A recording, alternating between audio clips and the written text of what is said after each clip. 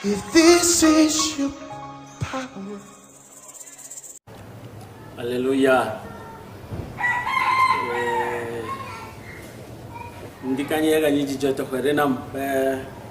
monko kwa ga sosinye we maga amanya nuya ba plenya duma amesiama ba da pena maude ni paso sofo teku ya oklima kwa agbeta me da pena ba assistant sofo agba Boniface maude yiro ne waga blali jino bena doi ko koda sinowa be baten yiji eye wa awonu nue Yesu Kristo konko dogbe na wa de vra bi de siade e kele ni pon alo le sem kwanye wale be ya ma wo fa sisesen pakula ye fo amonu veve e fo nu chi fafa no kula mi do ma amesia ma ndikanye ya e ga juro mawu be wa ga kolonu mi ne wa ga fum na mi to ipo nyalama wa ga tumido e wa do mido to ipo nyalama la ba mi nye be ma wo nya de kape ku atema tumido ma wo nya de kape ku atema do miaro ye de kape ku ate kpere nyanchi me mi atema vle vito le yi ke me mi le ya ma wo ne kpere nyanchi no afa miam be yi ya mega ni yi gugu na mi o ke bon no ade vina nya de wo mesia ma ai ka ne le sen ko nya lo le mi pon ka fshaji de Yesu Kristo kon koma amen ndikanye mi ja fun kuda nyambia sede ai ke Paulo wo eke mo ngoro Roma tope agbale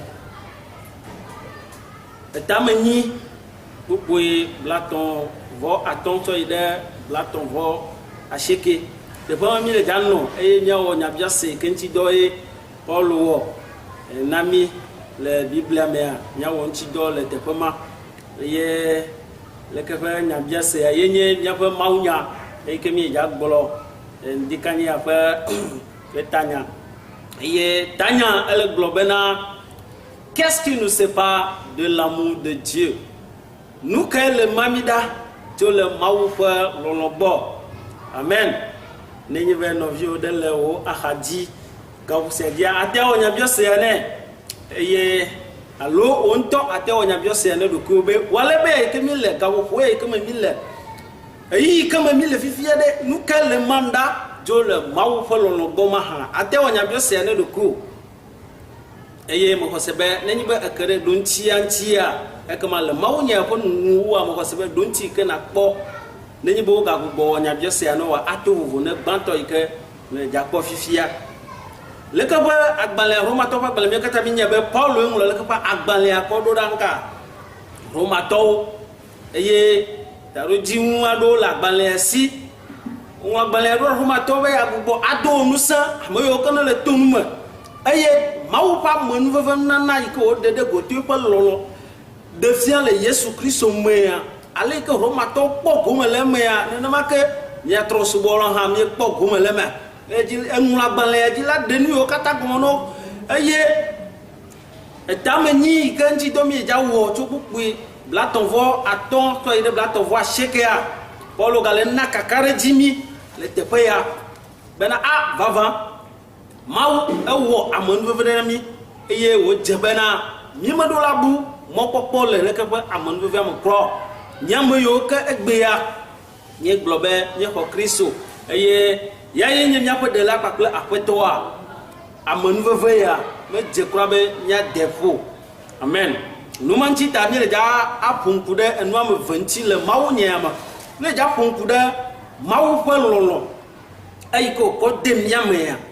mi le ja punku to Yesu Kristo di ya mi ja punku kude le ke pelolo anchi aye nu vagoa mi ja punku kude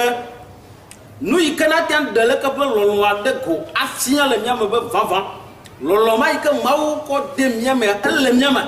aye mi le wo nchi doa afodododole yike mi do lawo adele ke pelolo ade go nu yo nchi dokoe ye kwa plomi le ja awo la ndikanye ya eye le majijire me nya hla nya pa mawunya le Roma to fa gbanle tamani pupue blaton vo aton so va ide blaton vo ashekea ta flache nya hli le nya digbema eglawe amaka amami acho Kristo fo lolomo maha fu pepelo alo haha alo yomechichi alo dɔwame alo amamanɔnɔ alo ŋɔdzidodo alo yi mahã abe ale si woŋlɔ ɖi ene bena nutiwo la wowua mi ʋuu le ŋkeke blibo katã me wobua mi abe ale siwo woyina wu ge la ene gake le nu siwo katã me míeɖua dziglo le ame si lɔ̃ mi la ŋuti elabena menye keŋ bena eɖanyi ku o eɖanye agbe o eɖanye mawudɔlawo o eɖanye dziɖulawo o eɖanye nusẽ o eɖanye nu si le fifi eɖanye nu si le vava ge o eɖanye kɔkɔƒe o eɖanye gogloƒe o alo nuwɔwɔ bubu aɖe o mate ŋu ama mi atso Mawu ƒe lɔlɔ̃ si le Kristo Yesu mía aƒetɔ la me gbɔ o. Hallelujah. Míado gbe ɖa. Dziƒo ƒe Mawu míeda kpe na o elabe míenye be tɔwoe nye nya eye to nya me ƒoa to ɖo na viwo, to nya me egbɔa gbe viwo ƒe xɔse, to nya me egbugbɔ ɖo na viwo ɖo, to nya me eka nana be mɔkpɔkpɔ yeye gasu na viwo si. Ya ta míedo gbe ɖa gawuse dzi míwo mi mate gblɔ wo nya o vɔ gake Mawu ƒe gbɔgbɔ eyi ke ɖena gbeƒã nya eye wògena ɖe ame ƒe luʋɔ me yina ɖe ƒunukpeƒe kea míekpe gbɔgbɔ ma ƒe ŋusẽ wòale be ya be gbɔgbɔ ma ne va ɖe ɖokui ɖe go ale be wòaɖe eƒe nya me bena míate be wò nya ŋutidɔ pɛpɛpɛ abe ale yi ke wò Mawu le dzi ene ale be wò ɖeka pɛ na xɔ ŋutikɔkɔe megble to kple dziwo katã axɔ nya ya de asi me no aƒetɔ ƒe gbɔgbɔ va communique nya na wo ale be ɖela Yesu Kristo wòame nuveve to nya ya miana ɖe ɖe go le woƒe agbe me hena woƒe agbe ƒe tɔtrɔ le Yesu Kristo Nazaretɔ ƒe ŋkɔ me míedo gbe ɖa le amen. Enyo gbã míedza ƒo ŋku ku ɖa Mawu ƒe lɔlɔ̃ ŋuti eye hafi mía age ɖe me ɖe Mawu ƒe lɔlɔ̃ eyi ke wòɖe ɖe go to Kristo Yesu me na mía yi ke ne le mía mea egba ne yibo le ƒoƒo ku ɖe lɔlɔ̃ ŋutia medzi be mana na nya be menye lɔlɔ̃ yi ke ne nya alo lɔlɔ̃ yi ke ƒe nya le sena gasia game menye be nya me dzi la gblɔ na o vɔ gake lɔlɔ̃ yi ke ƒe nya me dzi la gblɔ na oa woyɔnɛ be le yevugbe woyɔe be foli alo enye aɖaʋadzedze ƒe lɔlɔ̃ tɔgbe lɔlɔ̃ ya be nya me dzi be ma gblɔ na o nu yi ta ye me gblɔ be enyi folia nye le dza akpe le madzidzi ɖe me elabena enyi be míekpɔ kpukpue blatɔ vɔ atɔ tsɔ yi ɖe blatɔ vɔ andrea Paulo le gblɔ le teƒe ya be ame ka ama mi atso Kristo ƒe lɔlɔ̃ me mahã fugbekpe lo alo xaxa alo yometsitsi alo dɔwame alo amamanɔnɔ alo ŋɔdzidodo alo yi mahã abe ale si woŋlɔ ɖi ene bena nutiwo la wowua mi ʋuu le ŋkeke blibo la katã me wobua mi abe alẽvi siwo kplɔ yina wu ge ene. Hallelujah. Míekpɔ nya yi ke gblɔ Paulo le na mi le teƒe ya vɔ do ŋkɔ ne leke ƒe nyagbɔgblɔa nenye be míeyi ɖe kpukpu yiwo ke do ŋkɔ ne leke ƒe kpukpuia Paulo eƒo ŋƒo eye wòxlɔ nu ƒo ɖe ŋka wòxlɔ nu kristotɔwo le teƒe ya na wo kaka ɖe dzi blibo bena míame yiwo ke ne de dzagbagba alo Mawu ve míam be míedo dzesi Kristo ƒe lɔlɔ̃ eyi ke wòkɔ de míame alo Mawu ƒe lɔlɔ̃ yi kɔ de míame to Kristo Yesu dzi míame yiwo ke ɖe leke ƒe lɔlɔ̃ ŋutia kaka ɖe dzi blibo ele mía si eye naɖeke meli ame ɖeke meli ame bubu aɖeke meli ke agava tso mía ŋu elabe míenya ame yiwo ke wɔ ŋka wotia da ɖi nenye be míehe kpukpu yiwo ke do ŋkɔ ne leke ƒe kpukpua míenya ame yiwo ke Mawu wɔ ɖoɖo ku ɖe mía ŋuti da ɖi xoxo menye fifi hafi Mawu awɔ eƒe ɖoɖo o wobe etia mi da ɖi hafi wova wɔ ŋka hafi wova dzi míawo ya ta Mawu ƒe lɔlɔ̃ eyi ke woɖe ɖe goto Kristo me yi ke wòkɔ na mía menye be egbe ƒe lɔlɔ̃ be nye vɔ gake lɔlɔ̃ ma eli xoxo tso keka ga yi ke me Mawu wɔ dziƒo kple anyigba hafi nye kpakple mi va dzɔ gbe eye to Mawu ƒe amenuveve mea woyɔ mi be kristotɔwo ya ta lɔlɔ̃ ma enye lɔlɔ̃ aɖe yi ke nenye be nye kpakple mi do dzesia ŋusẽ kpakple kaka ɖe dzi blibo ɖe asu mía si elabe ame yiwo ke do dzesi leke ƒe lɔlɔ̃ ya nous kenen ouais et na me de comme tchabel lolo et que ba nyama jiba glono wa wie ba folie allo enya dafa jeje yenyi ba nani be ni cho de kakwi bakle de tubia ay que mo jesi wono no ole chansaima bana bere ka yo ba de yo no wa lolo de na te ma asena nu ale gbegbe amudu yina ji kaka go ha o na nga o na aliesa lo wo na bla bla klo no bana de ka mama lolo e dum na yo enye lolo klipa bana de ka mata hololo ya le yo sio wala ka ba lolo ay kenya amegbe topo nu wo na nyi be mi le nkuru nchile no wa amowa ajijia o dona taflachi o globe je regrette avamba mo chachaya avamba mo chachaya wala yima yimea o nyama chocho keke o blamu lele ka ba lolo ati be nada ka mata mbabe yu amano voka ka ba sere yi doa le ka ba nya gbe o ba dona bo lolo yi ka ba nya le blona wa ye mele yu be anyi folie anyi be ko nu yi ka de jona aye le ka ba lolo la megbeto ba blona bena je regrette ya le ka ba no jona le lolo ya pa nya ma una o kona go wi voka ke tu le ka ba lolo yi ka de le nya mata mawu po nusa agana de nya ma benanga nyeten tuna eyi yo katama ala ba kristo ko lolo ay ka o de go le nyame ay ka le nyame le panya mi de ntia nu yo kata yike apostolo ahlele tepoya eno dona mododa wokake le ka balolo e tsunami ayo bena de nyanti bena miete chona nu yo kata paple jijo paple kutrikuku ela bena mi kpokuku la vevo nya e globe nu yo kata de ko na nga o khana ni vanana mi nyama yo kana chamya ro ko darina mawu nyama yo ko globana nya subo mawu de kape kwa nu yo kata obonga ehena ni vanami vava lolo de kamelien meteto makudanchio amegbeto po lolo ntoko ha nu meteto kulero waka mawu lolo ayike o chode nyama ayike paulo découvrir ye ba nyan ko le gloa esem ale gbegbe benu yo ka megbeto mosusuwa mata megbe ni folie le ka lolo tsusuna mebe o te wone eye amola kpobe nukata ye ameya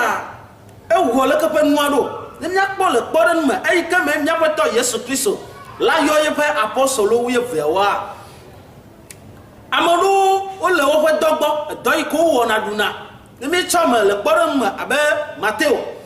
do iko wo na duna ye gbo ho le yesu kristo wa ina nya ka progla benga jeyo nyeme eda siebe do dadi eda siebe nu siam le hihi amegbe nya bia senyebe aten yamede gbo amede ikene nye gaji bola alo nye bankier le wodo le banque gaja do fode le te pede fifi achomo wo nya ayine amayi kene le wodo le gaja do fo eyo pobe nu sianu gane ni ke cha ijigbe ya tense eye na de kama gbetedu atancho mo wonya yine eye watan kwa bobo abele ke mateo kwene nukata alabe mawo pololo ya ike o dede goto kristo meya leke pa monveve ya mekposusi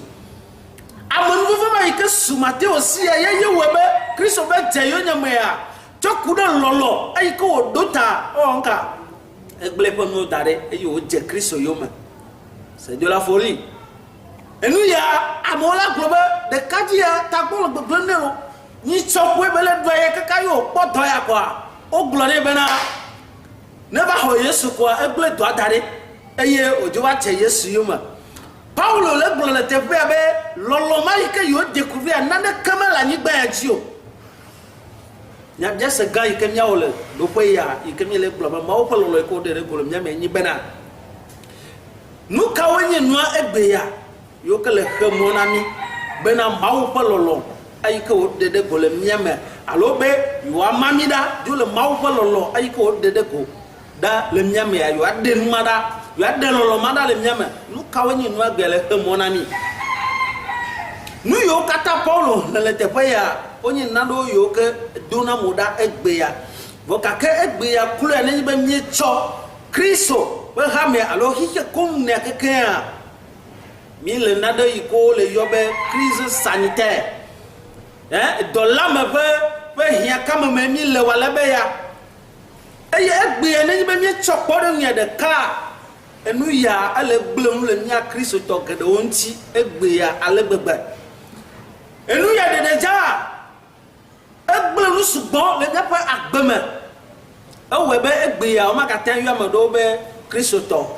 ewɔe be egbe ya ame ɖewo ƒe lɔlɔ yi ke woɖo na Mawu avɔ gake Paulo le gblɔ le teƒe ya be naneke meli yi ke ate mami ɖa dzo le leke ƒe lɔlɔa gbɔ efia be eyi yi ke me miele nye mi hlẽ français gbe gblɔ be le temps présent alo nu yiwo ke ne le dzɔ gbea nu yiwo ke ne le dzɔ le gbe ƒe ŋkekea me naneke meli ate mami dzo le lɔlɔa gbɔ vɔ gake un simple Covid-19 nous a séparés de cet amour. Covid-19 alors dɔléle yi ke yewo le be Covid-19 ya eva yo mami ɖa dzo le leke ƒe lɔlɔa gbɔ aleke wo mami ɖe egbea miame yiwo ke ne le zele le Mawu ƒe nya me mietrɔ ɖe Mawu ƒe nya ŋuti miame yiwo ke ne gblɔ be nu sia nu yi ke ne ka Mawu ƒe aƒe me nye hã mawɔ ɖe le ŋutia mie katã miehe yi ɖe megbe eye miame nu tɔ gbe hã mieŋlɔ be bena naɖe li eyi ke wodze bena miewɔna tsata miagagbugbɔ ayi dzi miame ɖewo miŋlɔ be fi ke mi le subɔ lea be miexena fe ye elabe Covid-19 va ta wogblɔ be ame sia ame ne nɔ eƒe aƒe me nous sommes en confinement mais Dieu n'est pas en confinement alléluia miawo amegbetɔwo mi le nka en confinement vɔ gake Mawu yi ke ne nye nusɔwo katã tɔ ame ge ɖe confinement mo eye Biblia gblɔ na mi bena le Yohanes ƒe agbalẽ me be mi nɔ menye eye nye hã manɔ mia me alléluia nedzi be Mawu li ke le mia me mele en confinement wa nu katã le be ye le en confinement ye ŋuti ta Mawu ƒe dɔɖekpekpe nu sia nu yi ke ne ka Mawua ɖeke megakpɔ ŋkume na yi o alléluia edze be nye kpakplo mi ɖo la bu tame tso leke ƒe enya ŋuti míeyi ɖoƒe evegɔa dzi eyi ke ne le gblɔ mi be nu yiwo ke míate ma wɔ wòaɖi ɖe go afia be vava nye kpakplo mi lɔ Mawu nenye be mie ge ɖe Biblia me nubabla xoxoa mea wobe dɔtutu ɖe va abe ale yi ke eyia le na mi egbea ne dɔtutu ɖe va abe ale yi ke yia le na mi egbea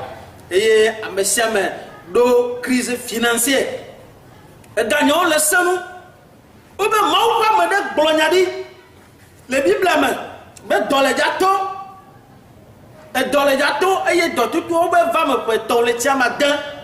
vɔ gake Mawu gblɔ ne yiƒe ame bena ne yi ŋka ne yi ɖe ahosi aɖe gbɔ eye leke ƒe ahosia ela wɔ ŋka ela nyi kasia yi me woɖo ahosia gbɔ ɖe dɔtutu mele ahosia gbɔ wa Biblia na mi nya be dɔtutu le ye hã gbɔ eye mɔkpɔkpɔ ɖeka kpe kpɔtɔ ne leke ƒe ahosia abe ale ke mɔkpɔkpɔ ɖeka kpe kpɔtɔ ne nye kplo hã egbea ya ye nyi bena nye kplo mi ɖo la wɔ ŋka nu yi ke ne le mia si egbea mialé bene mialé bene be mi ma ze ya ka ale bena ŋka ne enua dɔwɔme va didia ne dɔwɔme va didia mi ma va ahia nu eye gbea miele lé bene miaƒe nuwo eye miegblɔ be miaƒe ga azɔa maga ge ɖe Mawu ƒe dɔ mo nu sia nu yi ke ne le mia si mi tsɔ na Mawu ƒe dɔ tsã mi ma gba ze o eye mi le lé bene leke ƒe nuwo enu ma dzɔ ɖe nyɔnua hã dzi ele lé bene da ɖi vɔ be Mawu ƒe nya le do abe ale ko wòle do ŋdi kanyi ale gblɔ bena ɖe Mawu ƒe ame ɖe va do be awo enu yi ne le asiwòa menye be dinye Mawu to eye wògblɔ nya ɖi enya ya eme le gblɔ be lɔlɔ yi ke gblɔ wole c'est de la folie nu yi ke amegbetɔwo mate ame yiwo ke découvrir lɔlɔ ya ame yiwo ke do dzesi leke ƒe lɔlɔ ya vava wowɔna ŋutidɔ alebe ne nyi be wowɔ ŋutidɔa amegbetɔ yiwo ke mege ɖe lɔlɔa me o ekpɔnɛ be ame yiwo le aɖaba dze nu yi ke nyɔnu ma gblɔ bena ye koe le esi ye dza da aɖukoa ne yeku yi vi yewoakua Mawu ƒe ame be ne tsɔe va ebe ne tsɔe va na yi eye Biblia gblɔ bena leke ƒe nyɔnu ya edzi la dɔnya ebe ye gblɔ be nye tsɔe va na yi ke ŋgbɔ egblɔ be mawɔ ɖe wò nya la nu egbea nu ke ne nye nu sesẽ na mia ye nye ya bena mialɔ̃ be nu ya ke Mawu ƒe nya gblɔa miatrɔ ɖe Mawu ƒe nya ŋuti nu ke mawu ƒe nya gblɔa míatrɔ ɖe ŋuti enye na ɖe yi ke ne le sem na mí egbe ale gbegbe be míatrɔ ɖe mawu ƒe nya ŋuti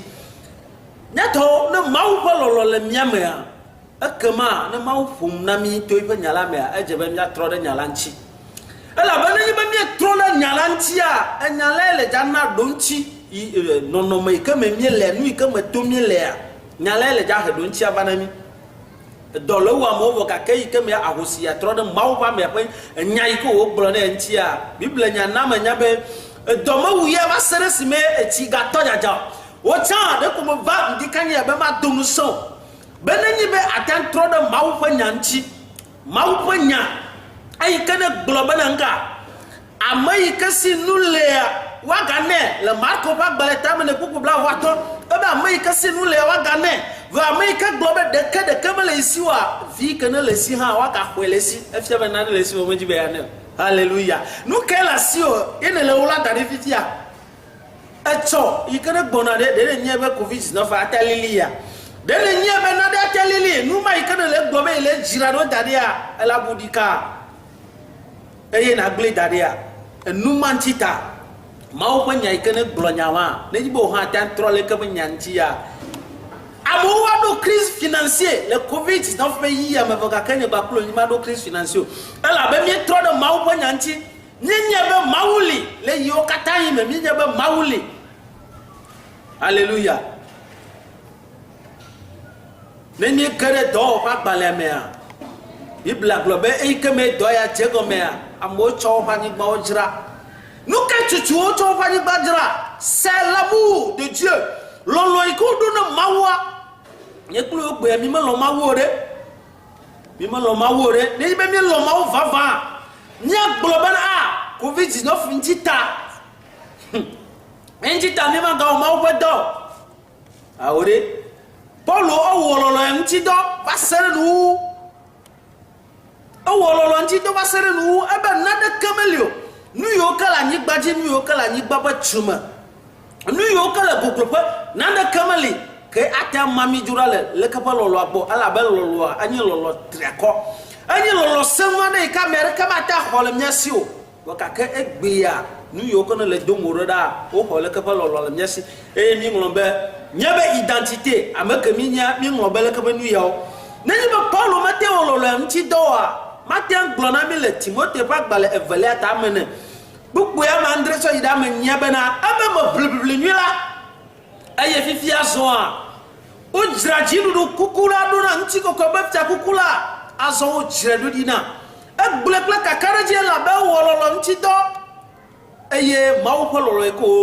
wògba go ɖe mea eɖi ɖe gofia xixia katã eye egbea míwo katã ne mi le ƒoƒo kulia míeƒo ŋƒo kuna ɖe Paulo ŋuti míenana yi be kpɔɖeŋu gake nye kpakplo wo le teƒe ya gbea nye kplo le teƒe ya gbea Paulo le gblɔ be menye be eɖanye ku o egbea ku mi le vɔna be ekema mava ku lo nye be nu eva yi dzia dɔwɔme va sesẽ leke ma wɔe ɖo nye kple vinyewo gavia ne xɔ na míanɔ zẽ vɔ gake ɖe après le confinement ne be mie dogo le nu ame vɔ ɖe mi magasubɔ mawua ɖe mi magate subɔ mawua eye ne be mi medzra ɖo da ɖi o ɖe lɔna ame ɖe yi ke ne le waxadzi bena dzra ɖokuiwo ɖo edze be natrɔ ɖe mawu ƒe nya la ŋuti elabena mawue nye ame yi ke il est le réunificateur enye ame yi ke ɖona teƒe na ame sia ame yi ke trɔna ɖe yiƒe nya la ŋuti enye ame yi ke ɖona teƒe na wo yata mele xlɔm o wale be ya bena mi kpakplo míadze agbagba míawɔ ifɔ bena míatrɔ ɖe mawu ƒe nya la ŋuti bena ɖeke megaxɔ lɔlɔ ya le mía si o haleluya elabena yi be woxɔ lɔlɔ ya le mía sia ekema woxɔ mía me tsi bliboa keŋkeŋ enyi ma Paulo le do nu se mi bena ɖeke megaxɔ lɔlɔ ya le mía si o enu abe eyi ke me mi le to nea megaxɔ lɔlɔ ya le mía si o egbea tsɔ ku ɖe yi ke me mi lea ame ɖewo ŋutɔ kura mi ame ɖewo mi ŋlɔ be Mawu gblɔ na mi be vous êtes le temple de Dieu mi ŋlɔ be leke ƒe nya eye nu yi ke dzro mia ye koe mi le wɔ vɔ gake Mawu ne kpe ɖe mia ŋuti eye nu ave mia ŋu wale be ya tanya le gblɔ be Qu'est-ce qui te sépare de l'amour de Dieu? Nous qui le mort là, Dieu le mau pas le lobo et ya y tanya. Nous qui le mort là, fifia Dieu le mau pas le lobo. Me garde mobe et y comme mille à nous à mort Dieu le lolo et comme mau ko demo à nous à mort Dieu le bo. Elle a ben ne mau pas le loya. Ne nada mort là Dieu le bois et comme le tiasi. Atiga glabe. Ta mau ne perentio. Et nous avons à l'ébéa, bé et comme 2000 ans. Mega mami jura le mau polo lobo. Mega mami jura mau polo lobo kwa. Ala bay polo loe ko de goa. Amoyo ke kerentia. Ou on a nu ika mo matin wo. O de na befa ka kadeji ika amo matin do.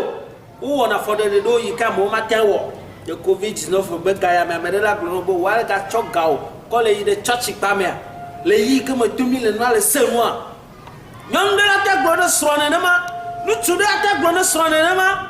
ben nous y met des dignos. Donc à que matin secomo, ne be gare le capel loi man. Ala be mawi que ben yami le blondi kanya, le jang lombo beri. Mawi que me Israël boa, manglo habo. Yata ben an nyato alle nyapo mawu nyapofu. E nyakbule aide nuwa. De comme je me bats blono be adanya meibo adanya yovo mais quand le continent que me ne lew et ne laisse konyo peu importe le continent et laisse konyo wala be ya ne permet jamais que ce moment sanitaire prenne la place que l'amour de Dieu a dans ton cœur. Mais garde moi bere et comme tomie le visia nous a ko maw ko lolo aïe au panam ou à nous à côte de peu de wak bemo. Elle a même calé que konyo. Ni me la jate à Covid-19 à cause de ta flatte le mot pour comme à globe Dieu à cause de Covid-19. Et t'as mis mon wallo et t'as mis mon wallo. Aou. On m'a justifié mi baklanga Covid-19. Ma ou pas nyali avec Covid-19 va. Yata a djebe ne kulum ya trop de ma ou pas nyanti. Ben ma ou pas mon veuve. Aïe, comme un beau donné n'est pas plus haut. Nous avons des golem, n'a pas acte. Elle a béni, même de l'école, on a des godis, ça va, ah,